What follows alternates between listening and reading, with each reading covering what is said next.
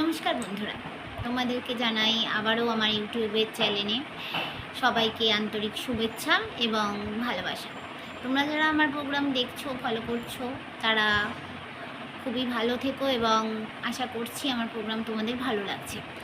আজকে রামকৃষ্ণ পরমহংস দেবের আবির্ভাব তিথি। আজকের দিনে তিনি জন্মগ্রহণ করেছিলেন।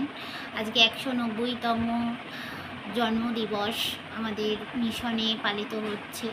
সেই উদ্দেশ্যেই যাব বলে রেডি হয়েছি এবং তোমাদেরকে জানাই রামকৃষ্ণ পরমহংস দেবের বই, কথামৃত, এগুলো তোমরা সবাই পাঠ করো, দেখবে অনেক অনেক ভালো লাগবে এবং অনেকটা মনের দিক থেকে অনেকটা হালকা হবে এবং বাড়িতে ছোটোখাটো করে ওনার পুজো একটু করো, তাতেও অনেকটা ভালো লাগবে।